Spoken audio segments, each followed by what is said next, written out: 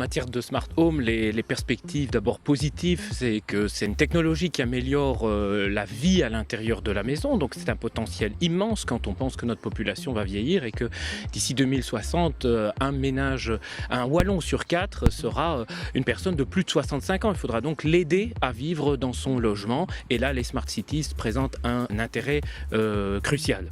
Alors c'est aussi un intérêt bien sûr économique, puisque ça crée une activité nouvelle, des services nouveaux dans une économie qui est essentiellement marquée par les services. Donc le potentiel est très important.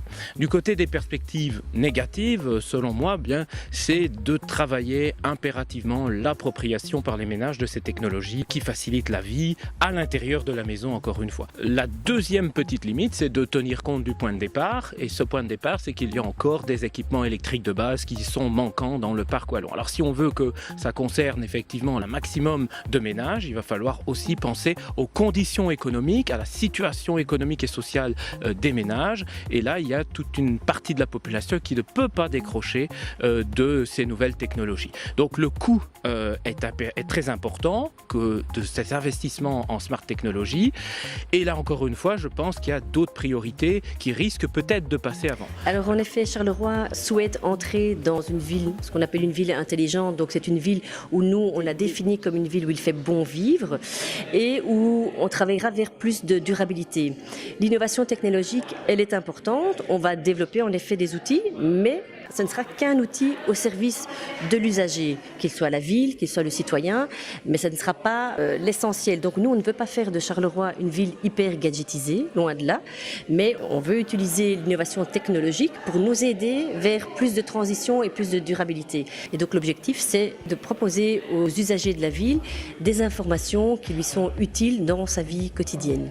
Alors, quand nous parlons d'une Smart City, il est important de prendre en compte 3 différents facteurs. Donc, nous avons déjà les facteurs institutionnels qui sont en lien avec la gouvernance, les facteurs humains et aussi les facteurs d'ordre technologique. L'ensemble de ces 3 facteurs ont pour finalité de renforcer la durabilité des villes, c'est-à-dire de renforcer le développement économique, le développement social et aussi le développement dans tout ce qui est environnemental. Alors, quand on parle de la Smart City, il y a 6 différentes dimensions. Donc, nous avons déjà, de 1, tout ce qui est Smart Economy, donc comment développer l'économie, comment développer la gouvernance, comment développer la mobilité, mais aussi comment faire participer un maximum les personnes et les citoyens au niveau des villes intelligentes. Nous avons aussi comment renforcer l'environnement au niveau des villes et comment aussi renforcer le bien-être au niveau des villes. Les défis qui sont liés à la Smart Gouvernance, c'est principalement de passer d'un partenariat qui était avant exclusif entre les parties publiques et privées vers une intégration aussi des particuliers, entre autres les citoyens, les universités, mais aussi bien plus d'organismes de petite ou de grande taille. Nous avons ceci et deuxièmement aussi, c'est de faciliter la gestion d'un système complexe dans le but d'intégrer l'ensemble des parties prenantes et aussi de faciliter leur gestion collaborative. Alors après, nous avons aussi tout ce qui touche au big data, c'est-à-dire toutes les données qui sont générées à travers les applications technologiques utilisées au sein des villes qui vont pouvoir être utilisées de manière efficiente afin d'apporter un bien-être aux citoyens au sein des villes.